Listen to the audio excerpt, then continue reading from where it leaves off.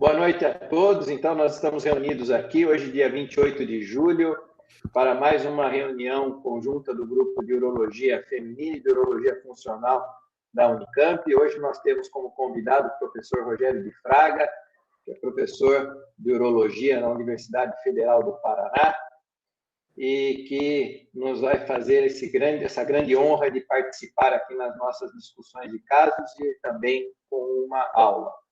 A reunião aqui ela é bem informal, então eu peço que vocês usem o recurso de levantar a mão, podem escrever no chat as questões e nós vamos transmitindo aqui para as respostas, ok?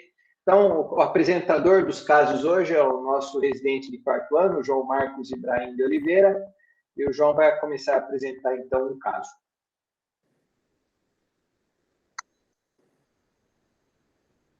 Microfone, João.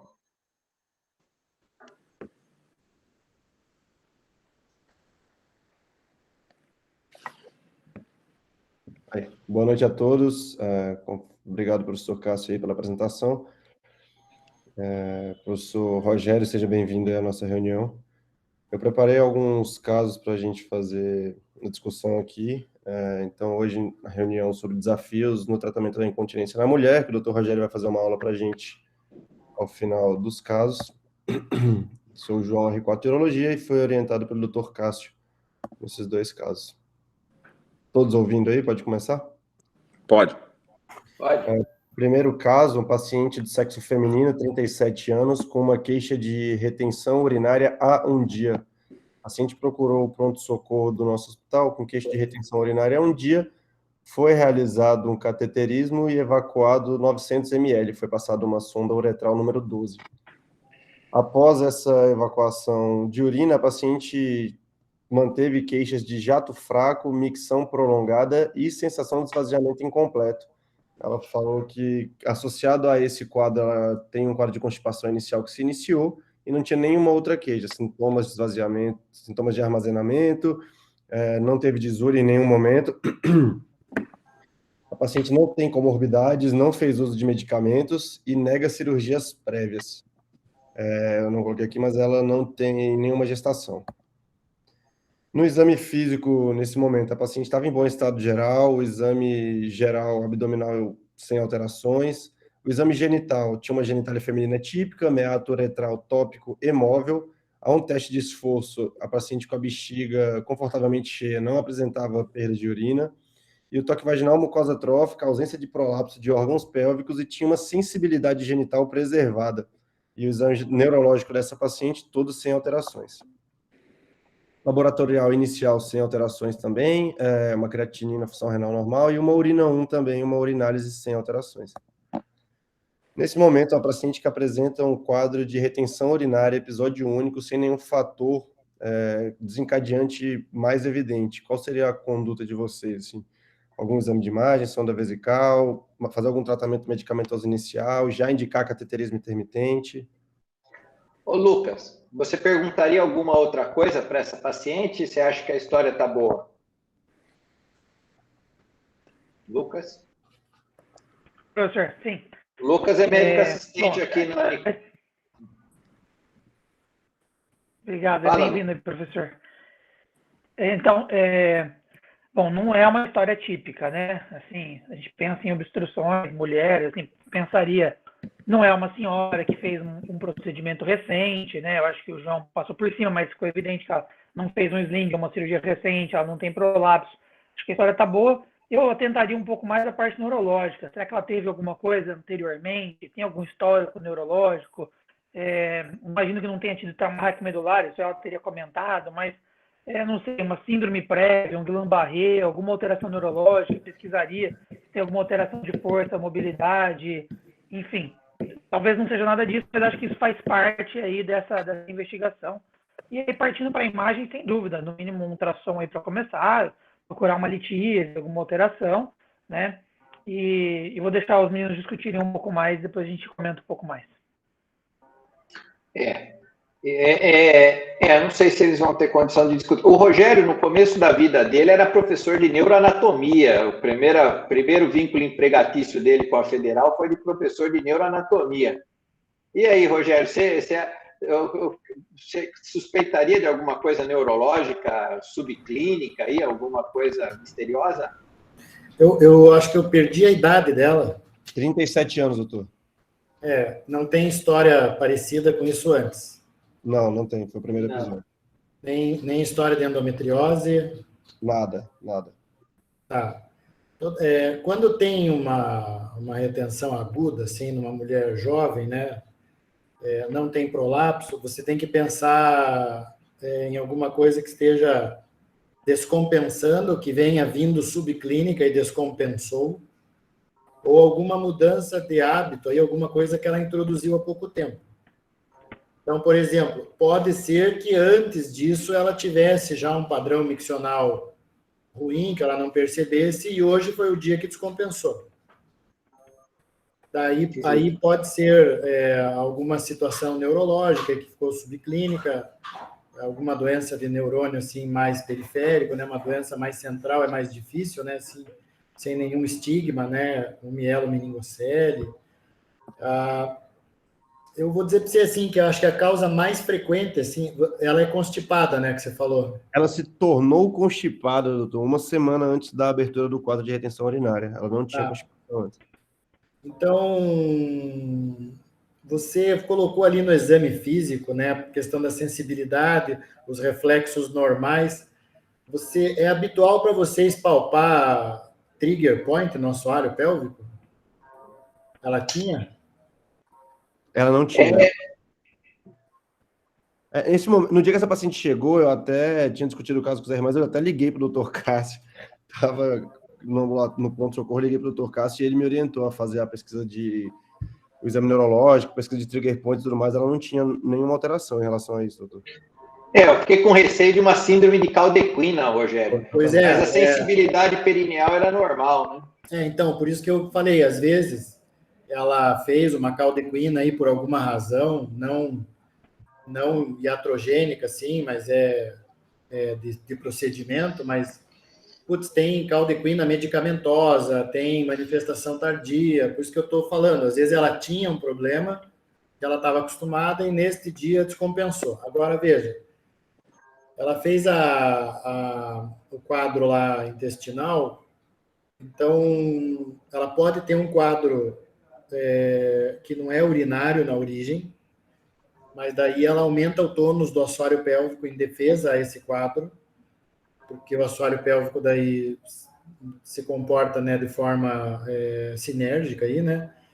E aí acaba fazendo a retenção urinária secundariamente, né?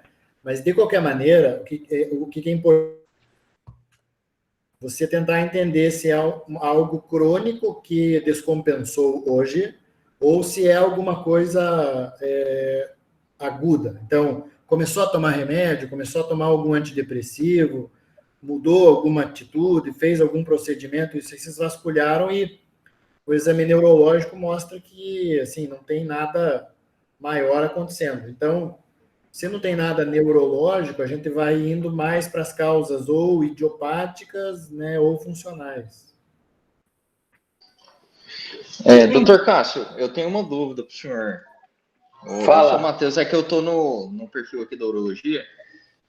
Nesse caso, o senhor pensaria, nesse momento, em uma possível miastenia graves? A gente sabe que normalmente ela se apresenta como uma síndrome do primeiro neurônio motor, né? A paciente teria mais hiperatividade. Mas como uma apresentação atípica... Eu confesso para você que eu nunca li nenhuma apresentação urológica de miastenia graves, viu, Matheus? Não me recordo e não pensaria, consequentemente. Sem um quadro sistêmico, eu não pensaria. Acho que não também, viu? Acho que não. Uma vez eu vi uma miastenia graves desencadeada por anticolinérgico que eu prescrevi. Foi o mais próximo de causa urológica e miastenia que eu cheguei. Mas a miastenia graves, ela tem um quadro diferente aí, né? Ela tem uma prostração, ela tem ptose, né? Palpebral. Teria que ter algum estigma, alguma outra manifestação, não acredito nisso aí neste momento. Fala, Ivan. Não, eu queria perguntar para o João, na história também dela, ela não tinha relato de dispareunia, de uma hipertonia de musculatura de assoalho pélvico, nada desse tipo? Não, não tinha, Ivan, não tinha nenhum. A gente investigou trigger point, eu perguntei de hipertonia do assoalho pélvico. Bom, a verdade é que nós não sabemos o que ela tem, mas nós temos que saber o que fazer. O Fábio, você está aí, Fábio? Sim, professor. Ótimo. Você escutou a história? Escutei, professor. Então, o que você faria com essa paciente aí chegando no PS, Fábio? Fábio é R3. Bom, professor, chego com retenção urinária aguda, eu vou realmente, como fizeram, vou passar uma sonda de alívio, né? E vou falar com meus R+. E com o senhor não saber o que fazer. Então foi passada uma sonda vesical. João, segue com o caso aí para a gente ir esclarecendo, que está muito nebuloso ainda. Tá bom. Só peguei um artigo de revisão aqui, é um artigo que foi publicado na India Journal of Urology em 2020, e ele avalia a etiologia e manejo da retenção urinária aguda em mulheres.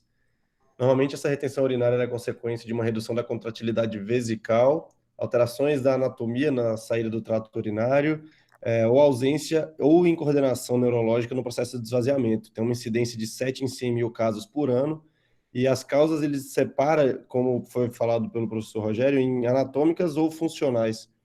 Na nossa paciente, nós já tiramos ali a causa extrínseca, que ela não tinha nenhum prolapso ou tumor visível, causa uretral ou luminal, já que foi passada a sonda sem dificuldade, não teve nenhuma alteração na progressão da sonda.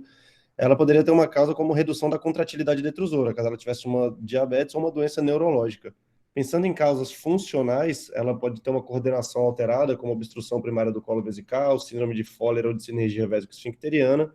Ela não tinha motivos para ser uma alteração relacionada a um perioperatório. Poderia ter algum processo inflamatório ou infeccioso, uma ITU, uma DIP ou herpes, ou algum processo farmacológico, devido ao uso de alguma medicação que a paciente também não relatou. A avaliação inicial... Senhor? João, só um detalhe, volta no slide. A International Continence Society vive trocando o nome das coisas, mas para se chamar de sinergia vésico-esfincteriana, tem um errinho ali, tem que ter uma doença neurológica definida. Se não, a ICS classifica esses pacientes atualmente como portadores de uma micção disfuncional. Perfeito. Né? Não sei se o Rogério tem algum comentário a esse respeito, mas é assim que... Não, acho que na história é exatamente isso, né? Se você só chama de dissinergia, se isso vésico-esfincteriana, se for causado por um problema neurológico. Daí apareceram outros nomes, né? Pseudo-dissinergia, incoordenação, mas o conceito é micção disfuncional hoje, né? Segue, João. Obrigado. A avaliação inicial, ele fala realização de história, exame físico completo e neurológico, uma avaliação laboratorial que foi realizada e não tinha alteração, e aí ele orienta a avaliação radiológica com ultrassom de rins e vias e um estudo fluxo-pressão do trato urinário com uma videourodinâmica, e também a realização de uma cistoscopia. No tratamento, ele orienta a individualização das causas e tratar direcionado aos que você encontrou no seu diagnóstico. Enfatiza que o tratamento cirúrgico deve ser realizado com cautela devido ao risco de incontinência e lesão esfincteriana. Normalmente, o cateterismo está bem indicado para você ter esse manejo inicial do quadro, cateterismo intermitente limpo, até você chegar ao seu diagnóstico. E também o tratamento com alfa-bloqueadores, ele pode ser tentado, uma vez que ele reduz a resistência esfincteriana, porém não tem comprovação que ele reduz o uso de catéteres. Dando seguimento, então, ao caso da nossa paciente, o que foi optado no momento foi, nós agendamos uma cistoscopia para essa paciente, em que foi evidenciado um colo vesical hipertrófico com aparente redução do calibre, a presença de uma trigonite, meatos ureterais tópicos e sem mais alterações. Então, nosso exame de cistoscopia. Evidenciado esse colo vesical um pouco hipertrófico, a trigonite, foi realizada a biópsia dessa área de trigonite. E sem nenhuma lesão, sem nenhuma protusão intravesical. Tinha trabeculação nessa cistoscopia, João? Não tinha, professor, não tinha sinais de bexiga de esforço. Tem alguma outra informação da cistoscopia? O João falou de colo vesical hipertrófico, na verdade o que chamou a atenção acho que foi o colo vesical elevado, né, João? Sim, professor, perfeito. Você tem algum comentário, Rogério, sobre cistoscopia nessa situação?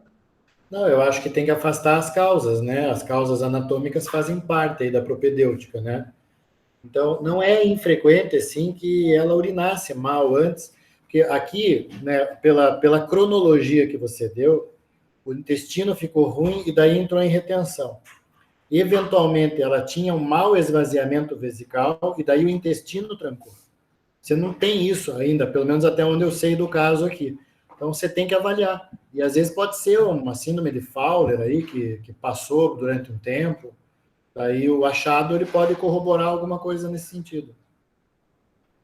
Certo. Segue, João. Foi realizada, então, uma videoaerodinâmica, fluxo livre não foi realizado, porque a paciente não conseguiu ter micção espontânea, uma cistometria com uma capacidade cistométrica máxima de 512 ml, ausência de contração detrusoras na fase de enchimento, ausência de perdas às manobras de esforço e sensibilidade e complacência normais. No estudo fluxo-pressão, ausência de diurese espontânea. Aqui no vídeo tem algumas fases da cistometria, o enchimento vesical com 200 ml, 300 ml, 400 e com 500 ml. E aqui, na parte do estudo de fluxo-pressão, consegue ver uma bexiga com contornos irregulares, ausência de refluxo vésico-esfincteriano, e a paciente não apresentava abertura de colo vesical no momento em que ela tentava apresentar uma micção. Ela não tinha micção espontânea e também não tinha abertura de colo vesical. Pois é. Você tem um detalhezinho do Google Meet aí que está bem na frente do colo vesical, viu, João? Eu achei que estava só no meu, professor. Não, ele está universal. Desculpa. Ele está bem na frente do colo vesical. Mostra de novo a imagem. Perdão, chefe. Dá uma adiantadinha aqui no vídeo. Pronto. De novo, estava lá na frente, eu tirei agora, só um minuto. Um problema que tem que considerar é que às vezes as pacientes ficam inibidas desse exame, né? Então, às vezes, já complica. Algumas pacientes que não têm dificuldade para urinar e não conseguem urinar direito, essa aqui poderia piorar ainda mais a situação, né? O Rogério faz bastante urodinâmica. É difícil esse diagnóstico, né? Porque a gente realmente tem um fator voluntário aí que pode inibir durante o exame. O que você acha, Rogério? Isso que o Lucas que falou, né? Chama shy bladder, né? Que é a pessoa que tem uma inibição da micção, né? Mas veja, aí parece que ela não consegue abrir, né, adequadamente o colo, né? Você tendo a vídeo junto, ela te dá uma pista boa aí, né? Não tem refluxo, a pressão é alta. Aqui não foi feita eletromiografia, Rogério, você viu, né? A eletromiografia, nós temos problemas, às vezes, com a realização da eletromiografia, de aterramento, então não foi feito. Mas seria um parceiro se a gente conseguisse ter um bom traçado, né? É que às vezes é difícil se conseguir isso também, né? A eletromiografia para ela ajudaria. O exame completo dela aí, assim, o ideal seria a videourodinâmica com eletromiografia, né? Não precisa nem ser de punção, né? A gente tem uma de superfície, só para ter uma ideia do comportamento, né, da musculatura estriada ali do assoalho, enquanto ela tenta fazer essas manobras todas aí, né? Para a gente ter uma ideia se isso é mais estriado ou se é realmente ali do colo vesical. Pois é. Bom, João, uma coisa a considerar que achei assim, bom do exame da videodinâmica, aliás, foi muito bem feito, só está de parabéns. Aí, anos atrás, a gente tinha bastante dificuldade de fazer no HC, é que a gente vê uma bexiga grande, um pouco irregular, e também uma capacidade grande. Se a gente parar para pensar uma mulher jovem, até pode caber 550, mas não vamos dizer que seja habitual, né? Normalmente elas têm uma capacidade um pouquinho menor, ou já tem bastante sintoma, né? Isso aqui acho que a gente espera um pouco mais aquele paciente homem que vem com HPB há um tempo, e acho que isso aí faz corroborar um pouco a ideia que o doutor estava falando sobre, né, talvez ela já tivesse uma síndrome que vinha arrastando há mais tempo, às vezes ela vem acostumada com isso, e agora descompensou, né? Pois é. Nós tratamos já essa mulher, João? Sim, vou dar seguimento aqui. Também foi solicitado uma ultrassom de rins e vias urinárias, sem alterações, e uma ressonância de pelve. A paciente apresentava alguns miomas intramurais e subserosos, o maior deles de 2,7 centímetros, colo uterino e vagina de aspecto preservado, um cisto funcional em ovário direito de 4 por 2,5, uma bexiga com repressão satisfatória, paredes finas e uretra de aspecto normal, e não se evidenciam alterações significativas da musculatura do assoalho pélvico nas imagens realizadas. Foi optado, então, por prescrever alfa-bloqueador para essa paciente, iniciado o cateterismo intermitente limpo, a cada 3 a 4 horas, medidas para o controle da constipação, dietética e medicamentosa, e encaminhada para a fisioterapia do assoalho pélvico. Eu acho que essa conduta é meio unânime, né, Rogério? Você faria alguma coisa diferente nesse estágio aí? Ou não daria o alfa-bloqueador? Não, eu faria a mesma coisa, inclusive pelo seguinte, né? Depois que você tem uma hiperdistensão ali do detrusor, você pode ter um fenômeno como se fosse uma neuropraxia ali das terminações nervosas. Você pode ter uma disfunção contínua aí até 6 semanas depois, né? Fora que, dependendo do período que ela ficou em retenção, você tem uma relativa isquemia do detrusor também. Então, o que acontece? Se você esvaziar e a retenção realmente foi aguda, e agudamente você drenar, o detrusor não sofreu tanto. Se o detrusor vem sofrendo, não tem como só você fazer a drenagem no dia. Você tem que manter em cateterismo intermitente, porque você vai oferecendo para o detrusor ao enchimento e esvaziamento, enchimento e esvaziamento. Daí você começa a ter de novo. O detrusor, ele funciona como um sincício, né? Ele contrai concentricamente e relaxa, né? Então, tem que ser o cateterismo intermitente limpo. E o alfa-bloqueador é uma tentativa porque você tem ali na região do trígono, do colo e do próprio assoalho pélvico receptor alfa-1, ainda que não tenha nível de evidência assim, para recomendar fortemente. Exato. Então, João, e como é que ela voltou dessa conduta inicial? A nossa paciente retorna após 4 semanas em uso de doxazosina. Ela teve uma melhora no quadro da constipação e, associada a isso, ela teve melhora dos sintomas miccionais, mas ela apresentava micção espontânea no intervalo dos episódios de cateterismo. Não realizou a fisioterapia do assoalho, porque ela não conseguiu encontrar uma fisioterapeuta que fizesse isso devido à pandemia, e saiu a atom patológico da trigonite, que veio uma trigonite associada à metaplasia escamosa. Dando um segmento, foi mantido a conduta e um retorno após 3 meses para essa paciente, e ela retornou, ela cessou o uso da doxazosina há 4 semanas, não teve mais nenhum episódio de retenção urinária aguda, e ela também cessou o cateterismo intermitente limpo. Apresenta micção espontânea com jato urinário forte, esvaziamento vesical completo, e afirma controle da constipação.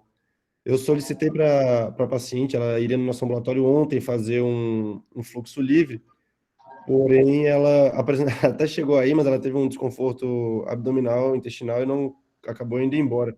Mas, porém, ela referiu que começou há uns 3 a 4 dias novamente com redução do jato urinário. Ela falou que novamente está apresentando o jato um pouco mais fraco, mas dessa vez não está com constipação. Então, ela tem cara daquela situação, né? Ela tem uma condição crônica, e aí nós demos um refresco para ela aí com o cateterismo, o detrusor deu uma recuperada e agora está prestes a descompensar novamente. Ela está nesse pé, o caso, João? Está nesse pé, professor. Ontem ela chegou a comparecer ao ambulatório para fazer o fluxo livre, mas ela estava com uma gastroenterite e pediu para ir embora. Ela vai retornar quarta-feira no ambulatório com a gente para fazer o fluxo livre. Tá, mas supondo que o fluxo venha ruim, Rogério, que é o que a gente espera, ela tem aquela informação do ultrassom de uma bexiga que, teoricamente, é uma bexiga que não é uma bexiga trabalhada ainda, pelo menos o ultrassom, a gente tenta extrair essa informação de espessura do detrusor e coisa e tal, mesmo em mulheres, né? Você pensaria numa síndrome de Fowler para essa paciente? Eu ainda pensaria em várias coisas aqui para ela, né? Então, pelo menos para mim ficou mais claro que ela tem uma condição de base que descompensou. Por que ela não relatou isso com clareza? porque ela não tinha essa clareza, né? Então, ela sempre urinou do jeito, e aí ela fala que urinou do mesmo jeito. O que a gente vê com frequência? Histórias mais ancestrais aí, psicológicas, entendeu? Histórias de abuso, história aí de maltrato, história de violência, alguma questão aí socioemocional envolvida é comum como causa ou consequência, tem que dar uma atenção para isso, mas aí, com relação a ser possível Fowler, eu pensaria ainda. Agora é um momento bom de fazer urodinâmica, viu? Porque você não tem ela no extremo da retenção e ela está começando a ter sintomas que são o pródromo de uma próxima retenção, entendeu? Para ela é obrigatório você tentar fazer físio aí para você poder ter uma perspectiva de resposta aí a algum tipo de eletroestimulação e neuromodulação.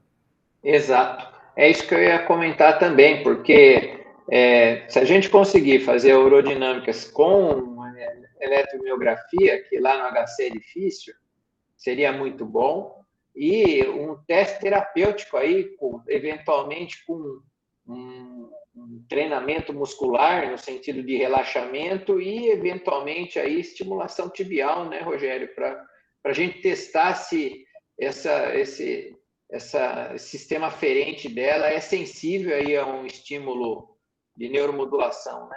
Eu ia perguntar para o senhor agora, professor, desculpa, se justamente isso, acho que a gente consegue fácil na Unicamp, o Ivan está até fazendo o mestrado dele nisso, para a gente tentar o estímulo tibial posterior para ela. O senhor acha que tem vantagem, então? Na minha opinião, serviria como teste para estabelecer aí um nexo neurológico para ela. Você faria, Rogério? Eu faria. Você falou da sensibilidade, né? Ela tem reflexo cutâneo, anal, bulbo, cavernoso, isso está presente? Tá presente, professor. Você não tinha... Daí isso fala a favor aí de ter uma alça sacral ali íntegra, né? Mas veja, é protocolar na retenção não obstrutiva você usar uma energia ali para tentar neuromodular o assoalho. Entendeu? Porque você tem um certo padrão nessa alça. Com medida comportamental é difícil você mudar, você tem que fazer um boost ali no neurônio, nessa alça. Daí você só faz com energia. Pode ser tibial posterior, aí é um pouco pior fazer parasacral, mas ele já serve como parâmetro, sim, eu faria. Muito bem, então o caso acho que está nesse pé, João, então nós não tratamos ainda, ela vai voltar conosco? Quarta-feira ela vai retornar no ambulatório, professor, que vou estar lá. E nós vamos continuar, então, com o caso na próxima reunião, tá ok? Eu acho que é bom aí, porque esse caso nós temos que trazer com novidades aí. E o Ivan vai providenciar, então, a estimulação do tibial para ela, certo, Ivan? Ela é enfermeira, essa moça, parece, né? Perfeito, ela é enfermeira no Hospital Estadual do Sumaré. Deixa eu perguntar uma coisa, já que você falou que ela é enfermeira, ela no hábito dela, ela costuma ser aquela adiadora de micção? Sabe, tipo, eu chamo isso de bexiga da professora. Eu nunca vi uma professora pedir para fazer xixi no meio da aula. Então, ela vai em casa, fica o dia inteiro sem ir no banheiro e vai à noite, entendeu? Aí ela vai mudando os parâmetros dela e ela é uma adiadora miccional aí, né? Nem sei se o termo. Ela tem uma capacidade vesical boa, 550 deu na primeira urodinâmica. Você tem essa informação, João? Não tenho, professor, não tenho informação. Porque daí, assim, olha, ela também, na fisiopatologia aí da obstrução dela, ela pode ter uma condição aí que é comportamental associada. Daí você associa, né, o cateterismo intermitente, daí vai colocando micção programada, a eletroestimulação, e aí você vai tentando, né? Daí, se você exaurir essas condutas, aí ela tiver alguma resposta, às vezes é como eu disse, é candidata às vezes até a neuromodulação sacral. Sim. Esse caso volta, então, com uma discussão com um fisioterapeuta, e a gente traz uma fisioterapeuta aqui para opinar também da próxima vez, tá bom, João? Perfeito. É um caso que está em aberto. eu acho que nós temos que tomar cuidado antes de alguma conduta cirúrgica irreversível, por exemplo, uma incisão do colo vesical, alguma coisa assim, num caso como esse, porque não está claro para mim se ela não tem trabeculação vesical, né? Não tem um aspecto muito característico na urodinâmica de obstrução, acho que fazer um procedimento aí de abertura não é uma boa. A gente tem que buscar outros caminhos primeiro, certo? Eu acho que eu ia fazer uma pergunta com relação a isso mesmo. Pensando aí que talvez ela caminhe mesmo para um diagnóstico de síndrome de Fowler, e antes de pensar no procedimento cirúrgico de abertura de colo, seria talvez candidato a fazer um botox no esfíncter ou no colo vesical para tentar promover um relaxamento e talvez a urina melhor? Na minha opinião, sim. Você tem alguma experiência com isso, Rogério?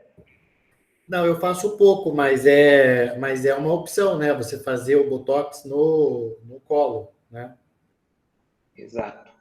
E é um teste terapêutico reversível também, né? Eu acho que nós temos esses caminhos para seguir aí. Bem, João, eu pensei que esse caso estava resolvido, então não está, vai voltar. Nós vamos dar sequência, então, com a aula do Rogério, depois os últimos minutos para algum questionamento que eles tenham, Rogério. Tá bom, posso compartilhar aqui? O título da aula é Incontinência urinária em situações não usuais, né? Eu trouxe aqui alguma coisa do dia a dia.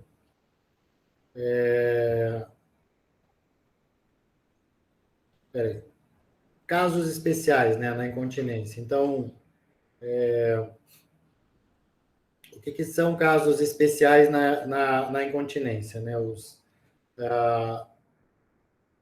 Um conceito aqui, né, de dicionário mesmo, né? Especial é uma coisa que não é geral, né? Que diz respeito a um grau de individualidade privado. Então, os casos epidemiologicamente mais frequentes, eles são os que a gente conhece, né? Assim, no ambulatório. Então, por que algumas condições seriam classificáveis como especiais, né? Porque dentro do que a gente tem de técnica aí para incontinência, a gente tem aqui o sling retropúbico, o sling transobturatório, e aí o single incision ou mini slings, né? Mini sling pode ser implantado aqui em U, né, como se fosse um retropúbico, ou pode ser implantado um pouco mais aberto aqui, como se fosse um transobturatório, né? V-shape e U-shape. E a gente tem aqui as técnicas clássicas, né? Aqui a gente tem a cirurgia de Burch e tem o sling. O sling aqui em cima e aqui embaixo a cirurgia de Burch, que é uma colposuspensão. Então, isso é o que a gente tem, né, de tratamento cirúrgico. Então, por que a gente tem que pensar em condições especiais? É porque a gente tem, quando a gente cai em cirurgia, né, assim, para reconstruir ligamento, para reconstruir a competência uretral, a gente tem que tentar entender mais ou menos como é que é essa nossa paciente especial. Então, quais são os casos especiais que eu vou falar para vocês aqui? Quando tem prolapso associado, atletas, quando é incontinência recidivada e quando a paciente tem dor pélvica. Quando o paciente tem prolapso, parta da premissa que se ela tem um prolapso, ela tem um defeito facial grande a ponto de você ter roturas, né, faciais, às vezes até associadas a neuropatias. Então, ele tende a ser um defeito também maior quando ele se manifesta no ligamento puboretral, porque o ligamento puboretral ele vem de um espessamento aqui da fáscia pubocervical. O princípio de você achar que ter prolapso é um caso especial é porque, para grandes prolapsos, você pode não ter incontinência e ela ser presente só quando você reduz o prolapso. Para o médico, é uma situação bem delicada, porque ela chega reclamando que tem infecção, peso na vagina, né, volume ali, a famosa sensação de bola na vagina, e ela não fala de incontinência. E daí você opera, melhora o prolapso e depois ela aparece com incontinência. Não é infrequente que isso gere algum sinistro aí na relação. A gente pode usar, então, algumas técnicas, o retropúbico ou o transobturatório. O retropúbico, ele atende uma correção superior ao transobturatório na literatura. Eu posso usar mini sling? Até posso. se eu colocar nessa posição mais fechada, parece mais retropúbico. Se eu colocar mais aberto, parece mais transobturatório. O ideal é você fazer um sling retropúbico se você conseguir comprovar a incontinência. Agora, veja, eu trouxe aqui um estudo aí um pouco mais recente, e ele fala de uma revisão da narrativa. Eu gostei desse termo aqui, não sei se vocês estavam habituados a esse termo. A gente tem chamado essa incontinência que ela não percebe de incontinência oculta. Mas eles estão sugerindo aqui a gente chamar essa incontinência de incontinência latente. Então, a incontinência ela é oculta até que você a desmascare, né? Então, você vai ter que fazer manobras de esforço com redução do prolapso, uma urodinâmica com redução do prolapso. Isso não é prático, né? Aumenta o tempo da urodinâmica. O pessoal que trabalha aí com operadora de saúde, às vezes tem que comprovar que o prolapso é obstrutivo, então tem que urinar com obstrução para você poder justificar a reconstrução que você vai fazer. E depois você tem que provar que se você reduzir, ela perde urina. Então, às vezes, o exame, né, fica um pouco mais prolongado.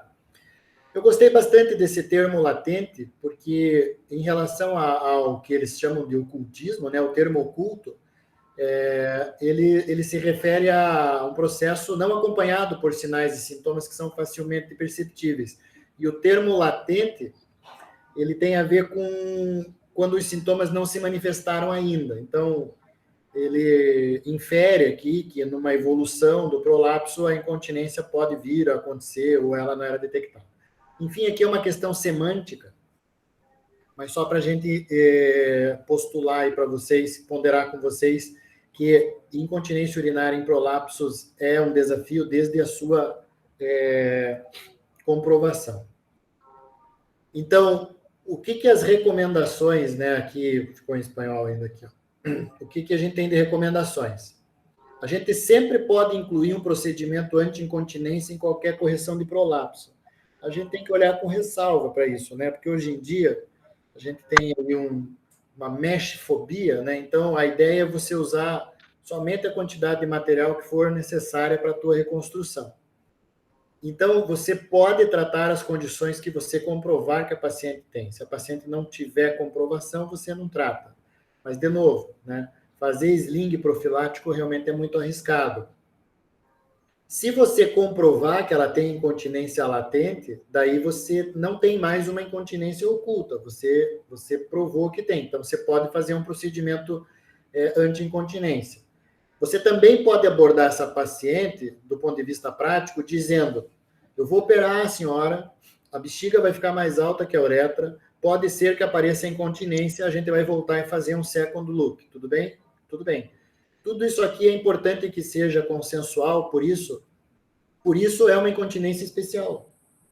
Porque você pode dizer para a paciente: eu posso pôr uma tela já, eu posso tentar me esmerar em demonstrar a sua incontinência, ou a senhora pode vir a desenvolver incontinência e a gente fala sobre isso depois.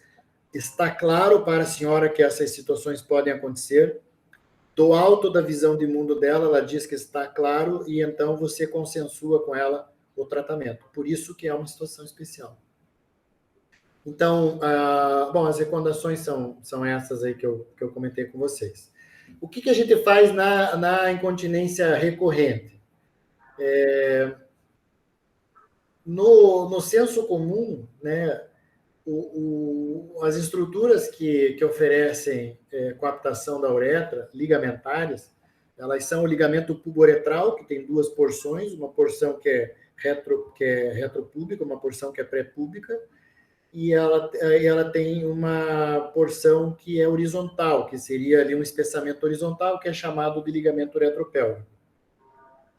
Via de regra, o que fazer quando você tem uma recorrência? Você tem que tentar entender se a uretra ela está móvel o suficiente para receber um sling.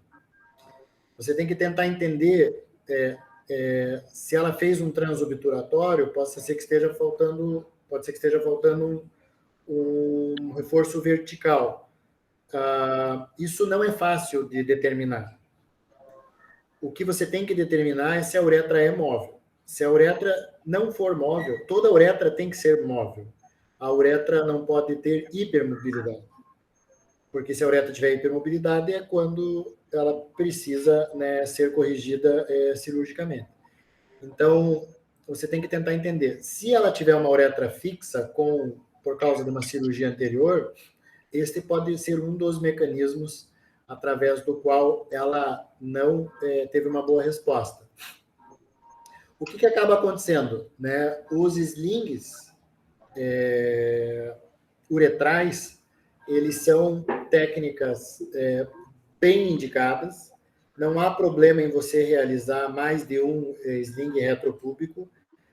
Tente entender se a recorrência aconteceu por alguma falha de cicatrização, se houve alguma falha técnica, a qualidade do material que foi usado, né? Se foi um sling sintético, se foi um sling autólogo. Mas é assim, ó, o que tem de consensual aqui? Eu trouxe o Cochrane aqui para dar uma nivelada aí mais epidemiológica. Quanto mais insuficiência esfincteriana for, eu sei que a gente hoje tem uma outra abordagem, mas quanto mais parecer que o esfíncter não funciona, mais coaptadora tem que ser a tua cirurgia. Você pode usar um sling retropúbico, pode usar um mini sling, desde que ele tenha essa perspectiva. As atletas. A gente está falando de atletas de alta performance? Não, a gente está falando de, aqui, ó, 30% das mulheres de meia idade podem apresentar incontinência urinária, porque a gente teve um aumento muito grande do número de mulheres realizando atividades físicas de uma forma não profissional. Então, a gente tem corrida, a gente tem jump, crossfit, né, vôlei, principalmente ali depois dos 40 anos, a gente tem as mulheres retornando às atividades físicas com mais intensidade. E o que acaba acontecendo? Só para vocês não acharem que isso não é um problema prevalente. Ela resolveu ali, se posicionou no mercado, e aí teve os filhos, quem quis ter, quem não teve, e aí ela quer voltar a cuidar da saúde. Quando ela volta para a atividade física, ela fica envergonhada no crossfit, ela não vai mais correr, então a incontinência urinária ela é uma barreira para as mulheres não atletas de alta performance continuarem a realizar as suas atividades. Aqui, a título de curiosidade, as atividades mais associadas, né, assim, no dia a dia, são o voleibol e exercícios que tem o jump, né? Possivelmente o voleibol e o jump, porque quando ela pula, né, são exercícios em que ela pula e toca o solo muitas vezes. Ela quando pula, ela recruta os adutores para colabar as pernas, para ela ganhar impulsão. Quando ela retorna, ela não consegue recrutar o assoalho pélvico a tempo, né?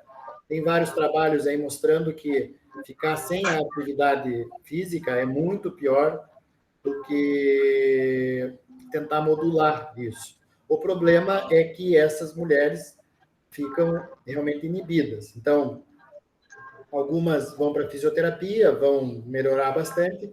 Aquelas que não melhorarem com a fisioterapia serão candidatas aí a fazer algum procedimento cirúrgico. Qual cirurgia? Então, isso aqui são dissecções aí que eu acho que vocês já viram aí nas aulas da Unicamp.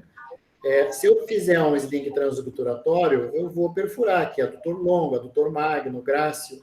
Se eu estiver falando de uma tenista, de uma corredora, eu posso, de alguma maneira, ter um prejuízo. Nos slings transobturatórios, principalmente, porque eu vou perfurar uma quantidade muito grande de camadas e vou produzir dor. O sling transobturatório é o que mais dói. Eu, evidentemente, aqui, vocês já viram também essas imagens aqui, eu posso ter transobturatório outside in, inside out, enfim.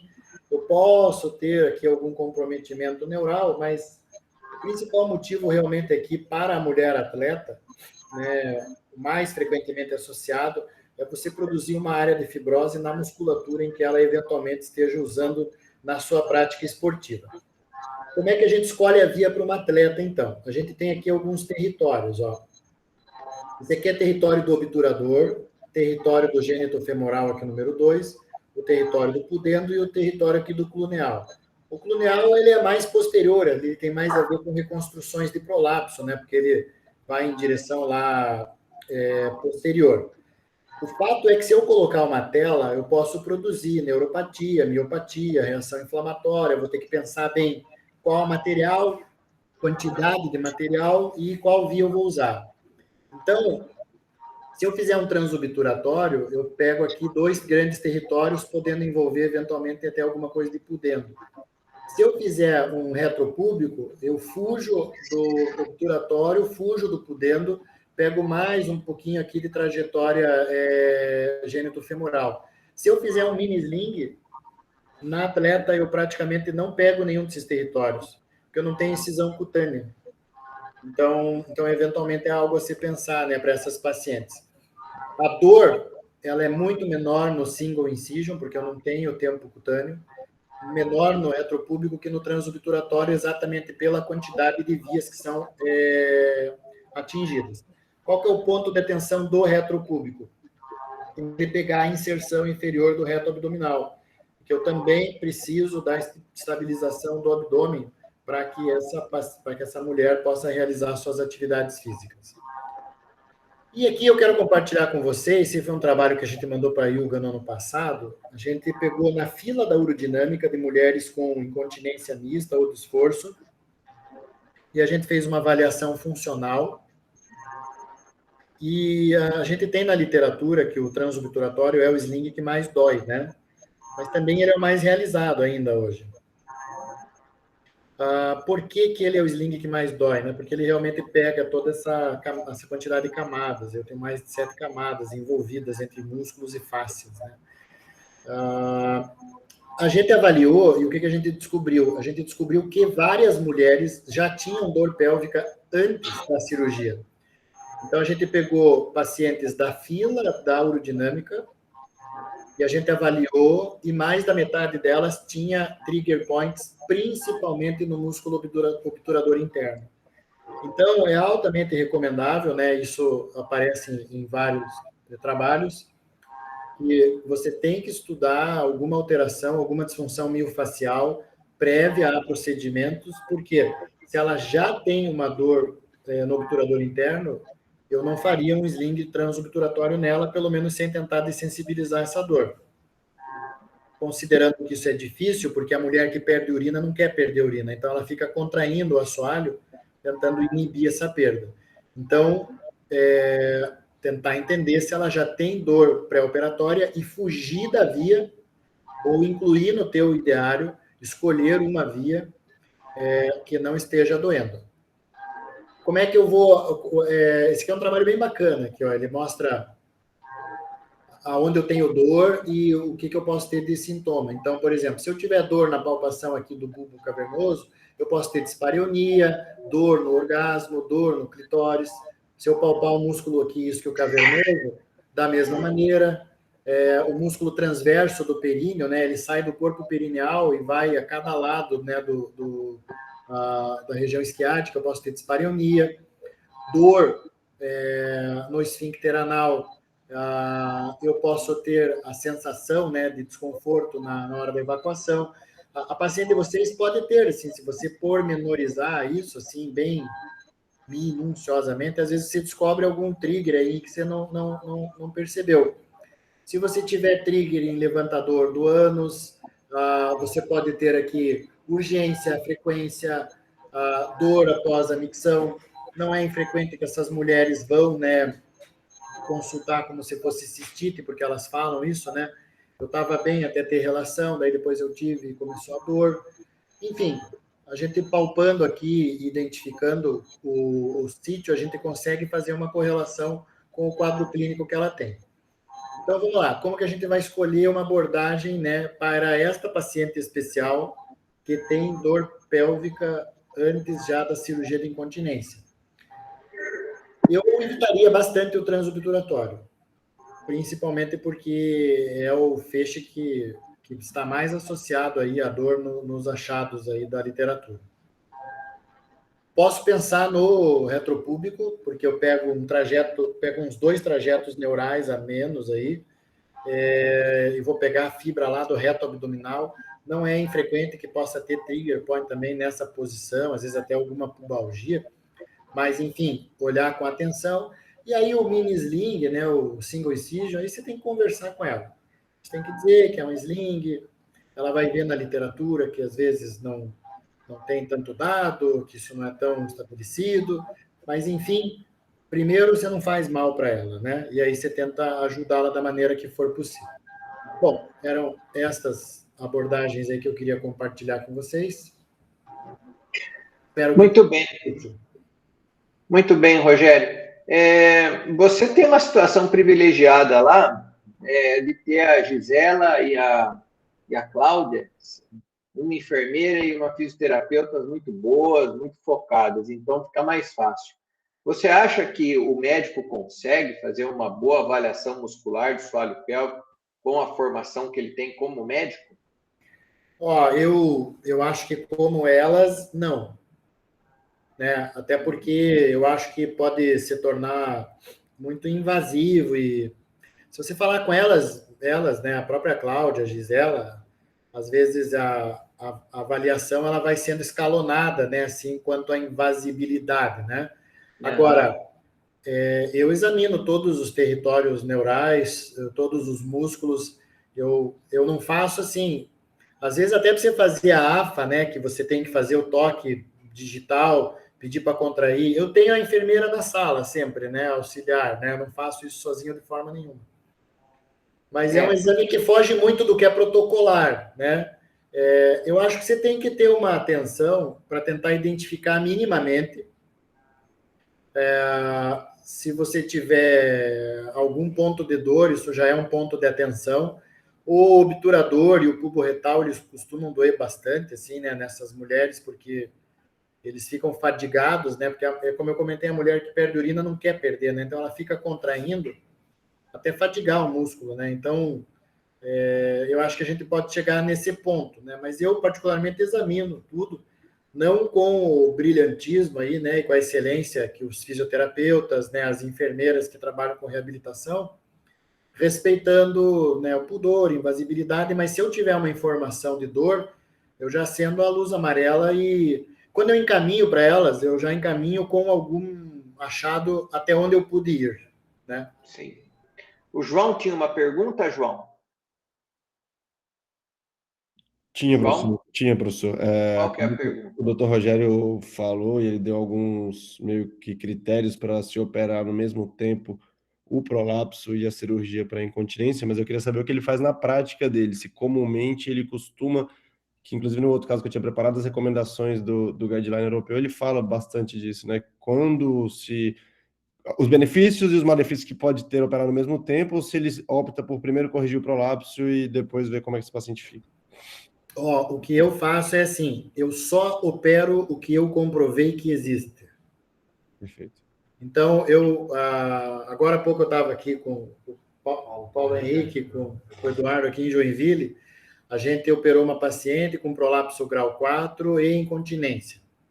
A gente fez um procedimento para o prolapso e anti-incontinência ao mesmo tempo, porque eu comprovei o prolapso e comprovei a incontinência. Se ela tiver incontinência oculta, latente, que eu não comprovei, eu não opero, mas eu aviso. Entendeu? Então, a minha premissa é só operar o que eu tenho uma detecção comprovada. Eu já tive essas situações, inclusive, de, mesmo comprovando, como era uma queixa muito secundária da paciente, eu resolvi deixar para o segundo tempo e a gente fica na confiança de que você, esticando a face pubo-cervical, né, com a correção do prolapso, você vai mudar alguma coisa da dinâmica ali suburetral e, eventualmente, essa incontinência não vai ocorrer. E eu vou lhe dizer, Rogério, eu estou cada vez mais deixando para o segundo tempo, viu? Acho que a gente vai ficando mais velho, vai vendo as coisas acontecerem e eu acho que num segundo tempo a gente avalia melhor a incontinência. Agora, sempre tem a paciente que quer fazer tudo junto, tem casos de mulheres que têm uma franca insuficiência esfincteriana, onde você sabe que vai perder urina de qualquer jeito mesmo. Mas essa é a minha opinião aí. Alguma outra pergunta? O André está louco para fazer uma pergunta? Professor, deixa eu aproveitar e fazer uma pergunta aqui para o Diga. Rogério sobre o mini sling. Achei interessante, né, a colocação, acho que talvez seja de fato uma indicação minimamente invasiva, um paciente mais jovem, menos tela. Já tive essa discussão com o Dr. Cássio algumas vezes por aqui. Acho que a gente teve um tempo de mais moda aqui, talvez com o Dr. Palma a gente colocou bastante até na Unicamp.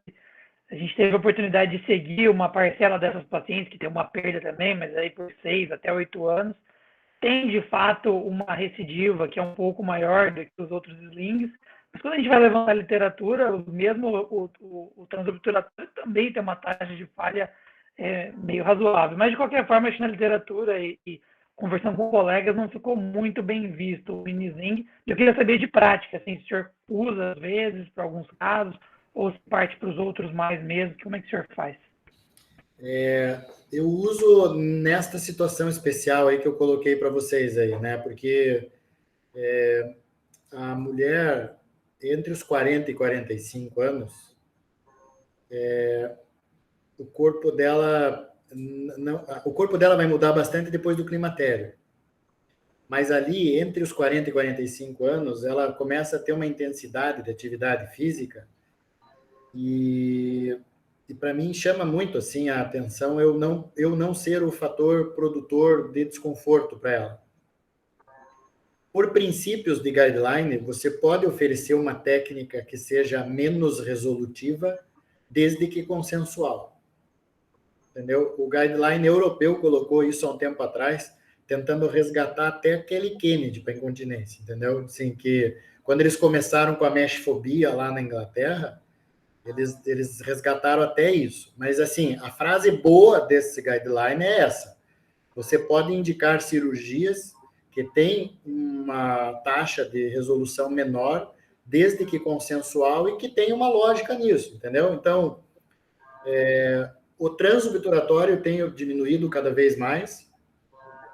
Então, assim, da vida real, na minha prática, o que acontece é assim, ou é uma incontinência tão pequena que resolve com mini sling, ou é retropúbico. Entendeu? Muito bem.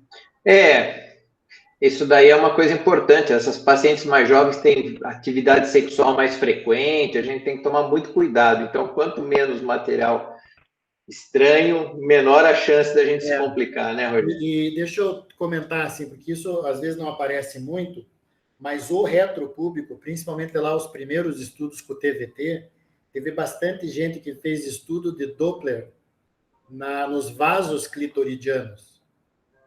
Entendeu? Então, um processo inflamatório retropúbico mais longo, assim, ele pode alterar de alguma maneira. Agora, tem como comprovar uma correlação clínica de perda de libido, né?